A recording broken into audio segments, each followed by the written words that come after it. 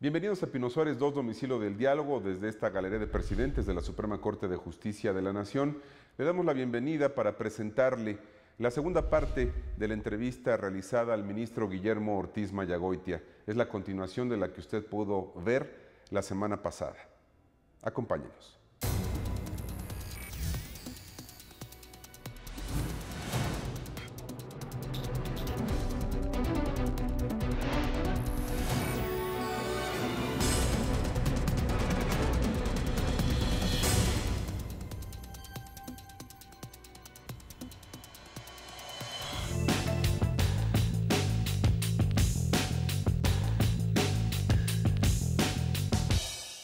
Partiendo de esta reflexión de que uno no muere mientras sea recordado, estoy seguro y me atrevo a decirlo categóricamente, usted nunca morirá, aunque no quiero hablar del término morir, pero su recuerdo va a ser perenne en el Poder Judicial de la Federación, por supuesto en la Suprema Corte de Justicia. Es usted un ejemplo y aquí lo digo con mucha subjetividad, es mi opinión. Es usted un ejemplo sin duda contundente a seguir en todos los sentidos, en lo profesional, en la carrera judicial y por supuesto en lo personal. Y lo veo pleno y le debo de preguntar, ¿es usted un hombre feliz? ¿Logró sus sueños?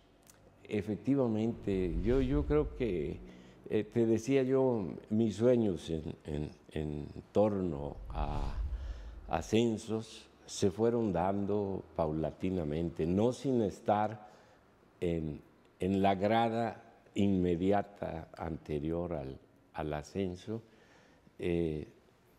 Tuvieron que transcurrir años a veces para madurar y poder alcanzar este empeño, pero sí soñé con ser juez, con ser magistrado, con ser ministro, y tarde o temprano se fueron dando todas estas circunstancias. ¿Cómo mira usted a sus hijos y a sus nietos?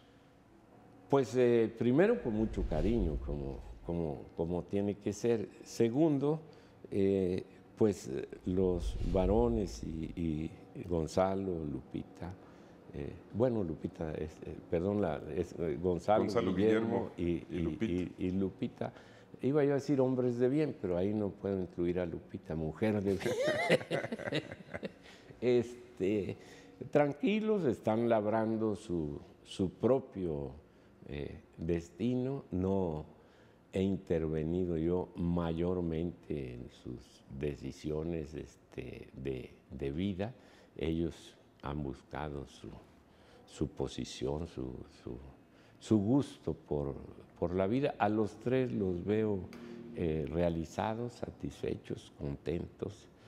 Entonces los veo con mucha tranquilidad, con un cariño estable y hasta ahorita libre de preocupaciones para mí.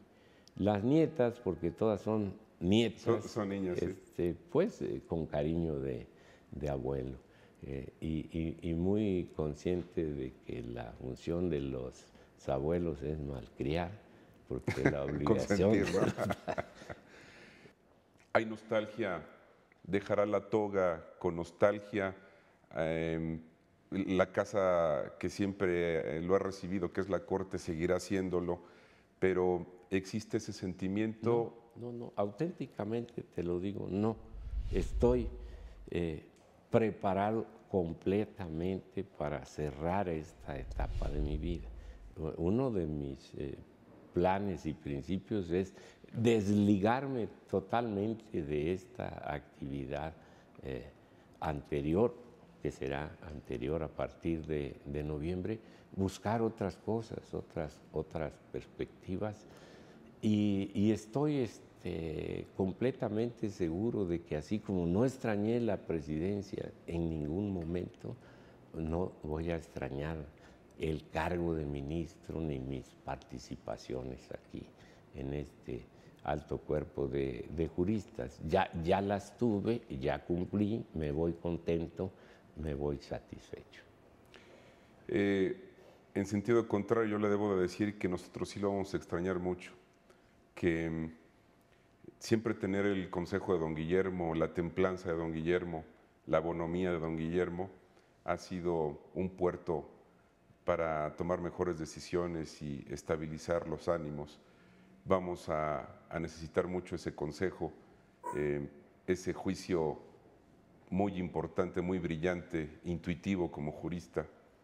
Y yo le decía también hace algunos días, se va uno de los mejores juristas que ha visto el Pleno. Yo sé que usted, por su humildad, no lo ve así, sin embargo, va a haber un boquete. ¿Cómo se llenan esos boquetes históricamente?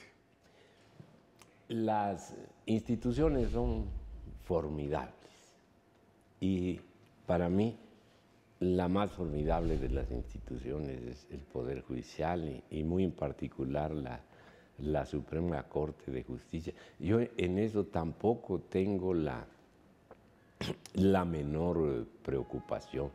Cuando en un grupo, ahora de 11 personas, hay quien lleva en algún momento la voz cantante y llega a faltar, otro se levanta con estas mismas cualidades de liderazgo o hasta mejores. Es decir, lo importante es la institución y no los hombres. Pero desde luego hay que cuidar mucho los perfiles de quienes lleguen a ocupar las vacantes de don Sergio y la que yo dejo. Esta es responsabilidad de otros poderes y en ellos está que la sustitución de ministros sea satisfactoria para la nación. Perfil de juez de carrera.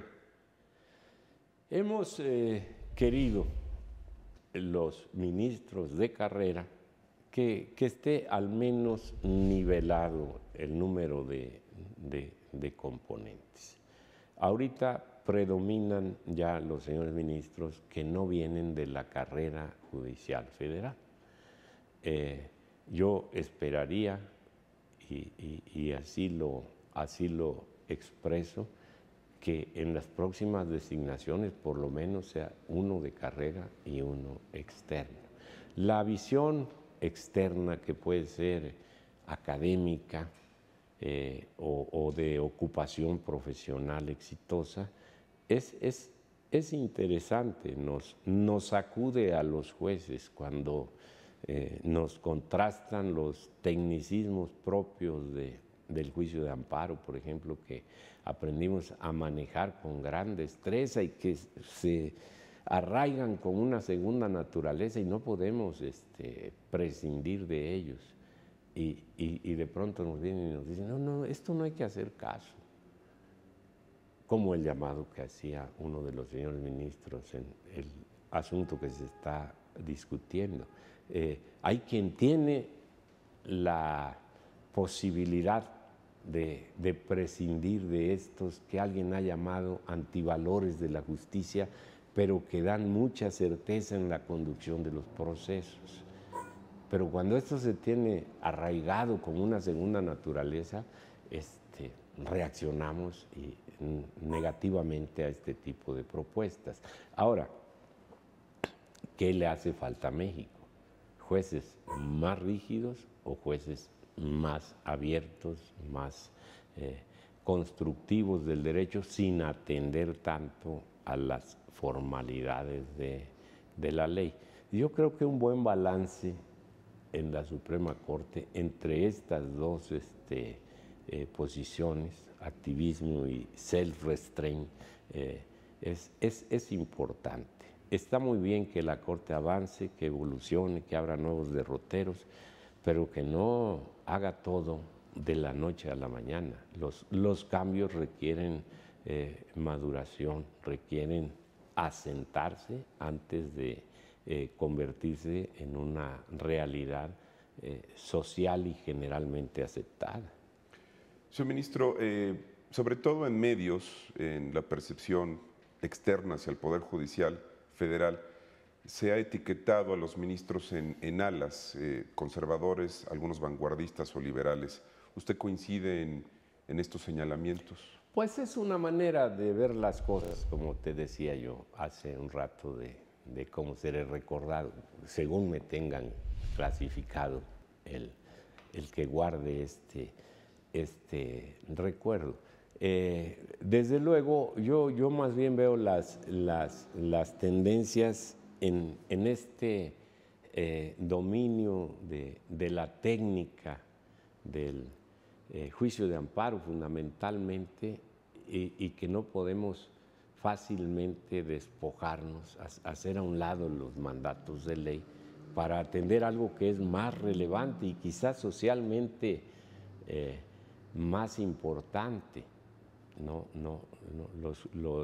Vienen a la corte no a hacer una esgrima jurídica de a ver quién tiene mejores argumentos para no darle la razón, vienen pidiendo justicia. Entonces, yo no me cierro a la óptica del progresismo, del activismo judicial, solamente pido prudencia en el ejercicio de esta novedosa posición de los jueces. En la tradición francesa, los jueces éramos exclusivamente la boca de la ley. Somos la boca que dice la palabra de la ley, y guay de aquel que se apartara un poco de lo que dice la ley. De aquellos años acá ha pasado mucha agua por abajo del puente, y ahora los jueces somos los que explicamos lo que dice la Constitución. La frase americana de que la Constitución dice lo que dicen sus jueces, que dice, la estamos empezando a vivir aquí. La Corte tiene un gran prestigio y mucho respeto, entonces sus posiciones son señeras y marcan importantes cambios jurídicos a la nación. Pero creo que el balance de los componentes sigue siendo un factor muy apreciable. ¿Los jueces, don Guillermo, deben de hablar a través de sus sentencias? Es mi tónica personal. Eso en la corte actual como que se ha quedado atrás. ¿Qué pasa con las sentencias? Que la inmensa mayoría de las veces no se leen, y entonces escuchamos comentarios despegados del contenido de las sentencias. La Suprema Corte de México ha hecho un gran esfuerzo por preparar a los periodistas de la fuente, tú entre ellos cuando cubrías noticias para la televisora donde estabas, diplomados, explicaciones, conceptos, y fomentar el hábito de que se lea la decisión antes de hablar bien o mal de ella. Pero es tan fuerte la tendencia que no siempre se consigue esto. Yo no me cierro a que los jueces, los señores ministros, que tienen vocación y facilidad de hacer esta comunicación expresa, lo hagan.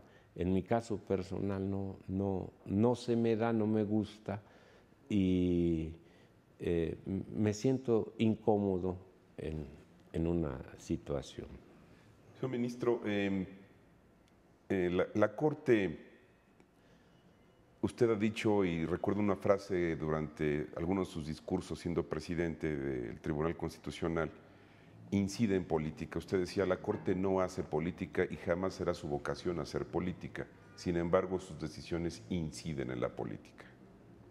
Claro, hoy mismo vamos a decidir si está bien que los presidentes municipales en Veracruz duren 4 años, como lo propone la nueva norma constitucional, o si tiene razón el accionante y el periodo debiera ser de 3, porque de otra manera no se da la coincidencia de que las elecciones se empaten con las federales. Pues si esto no incidiera en política, no sé qué otra cosa. el tema del fuero militar que acabamos Histórico. de resolver es histórico. Yo creo que es una buena decisión de la Corte que respeta la dignidad del fuero militar y simplemente lo sitúa en los términos de ejercer control, disciplina y sanción de sus miembros por delitos militares. Esto, quiérase que no, con el ejército mexicano apoyando la campaña contra la delincuencia, pues es una decisión que tiene un elevado contenido político. El asunto de la ley del ISSSTE, que movilizó a tantos servidores públicos de México, era manejado políticamente. Yo dije, para mí esto es una novedad, se están apoderando del juicio de amparo como un instrumento de presión sindical para obtener un fin legítimo que la Corte definió dando la razón en algunos aspectos y en otros no. Los casos de las investigaciones, de las facultades de investigación, pues siempre están cargados de un elevado contenido político. Y como ahí el predominio es político y no hay una decisión jurídica vinculante, siempre nos expusimos a una resolución que crea antagonismos, en el cual la Corte, coloquialmente se ha dicho, es la piñata de la fiesta. Señor ministro, ¿cómo se aísla en este sentido un ministro para tomar sus decisiones? ¿Cómo logra llegar a ese momento de reflexión, quizá de soledad, para tomar una decisión jurídica que obviamente tendrá alcances nacionales, consecuencias políticas, económicas, de toda índole, sumamente importantes para el país? ¿Cómo logra un juez llegar a este estado quizá de soledad, de aislamiento y resolver en conciencia? Yo te puedo hablar de mi experiencia Sí, personal. ¿Cómo lo logran los demás? No lo sé exactamente. ¿Cómo lo logra Guillermo Ortiz Mayagoitia? Efectivamente. Primero recibí hace muchos años el consejo del ministro del Río al que yo servía. No veas nombres, no veas cantidades. Esto afecta mucho la ecuanimidad del juez cuando se conoce a la persona a la que se está juzgando. Entonces yo suelo hacer abstracción total de nombres ni cantidades. No me interesa la cuantía de los asuntos, porque este es un argumento que traen las partes, muy frecuente. Y luego, el enfoque jurídico para mí es lo predominante. Hago mi propio enfoque jurídico y formo mi convencimiento provisional, el que voy a defender ante el Pleno. Pero no es raro que al escuchar argumentaciones de los otros señores ministros... La discusión enriquece mucho, ¿no? Sí, claro, abre nuevas perspectivas y a veces, como acaba de pasar en la discusión, es que eso yo no lo tuve en cuenta. ¿Por qué no lo tuve en cuenta? Porque el proyecto no lo decía, pero en algún lado está el dato y cuando otro ministro lo aflora, un dato cambia la perspectiva en la aplicación del derecho. Entonces, realmente, en muchos casos, el convencimiento provisional sujeto a discusión es el que impera mi decisión cuando no escucho razones suficientes para moverme de él. Pero en otros casos tengo que abandonar esta decisión provisional que ya tenía yo en mente y ajustarla a lo que se ha discutido en la sesión. Allí de pronto dicen los jóvenes, cae el 20. De pronto todo embona, pero en otro sentido al que uno trae, y pues con toda honestidad intelectual hay que reconocerlo y hay que mover el posicionamiento por el que se va a votar. ¿Cómo describía la Corte a la que llega usted como ministro comparativamente con la Corte que dejará como ministro?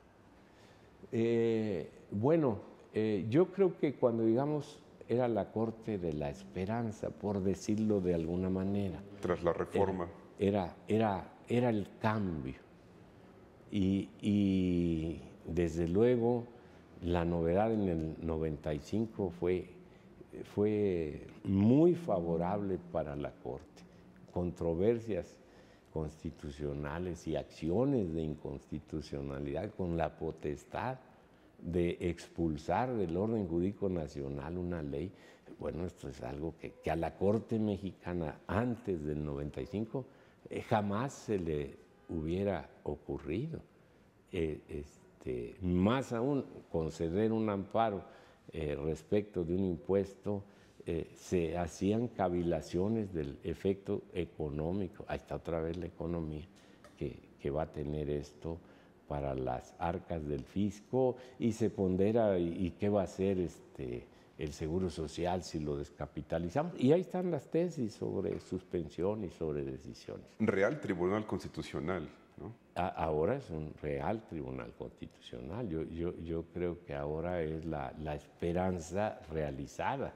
Es un auténtico poder del Estado mexicano que se ha dado a la tarea, porque lo han planteado las partes, de marcar líneas lo más claro posible entre federación, Estado, municipios, reconocer las competencias de cada uno de ellos, restituir a los municipios lo que la Constitución les da, a los estados lo que le corresponde, achicar a la federación en lo que también le toca solamente a la federación. Muchas decisiones de la Corte son de Tribunal Constitucional, por cuanto por primera vez se interpreta la parte orgánica de la Constitución, es decir, cómo están integrados los órganos del Estado mexicano. En el amparo hasta el año del 94, esta parte de la Constitución estaba fuera de control, porque el capítulo del amparo son las garantías individuales, hoy derechos humanos fundamentales. Señor ministro, su generosidad me ha permitido que inconscientemente este programa, que es de media hora, ya se alargó 1 hora. Lo celebro, se lo agradezco, y además esta es la entrevista 150 de este programa que usted propició en este lugar, en la Galería de Presidentes. Es un honor tener su retrato aquí en calidad de expresidente de la Corte. Y bueno, finalmente concluimos con un programa de 1 hora. Le agradezco, como siempre, su bonomía y su generosidad que ha permitido que así sea. Gracias a ti, Enrique. Pues me he pasado una hora sin sentir, porque los temas son de estos que se pueden platicar extensamente. Y nos quedamos cortos, podremos hablar otra hora sin problemas y escucharlo embelesados y reconociéndole siempre su gran calidad, señor ministro. Querido don Guillermo, muchas gracias. Gracias a usted también por el favor de su atención a Pino Suárez 2. Lo invito a que siga en el canal judicial. Muchas gracias. De acuerdo con el resultado de la votación, la designación del presidente de esta Suprema Corte de Justicia de la Nación para el periodo comprendido del día de hoy al 31 de diciembre de 2014 ha recaído en el señor ministro Juan Silva Mesa, a quien invito a pasar a este sitial para que rinda la protesta correspondiente y asuma el cargo ante el Tribunal de Justicia.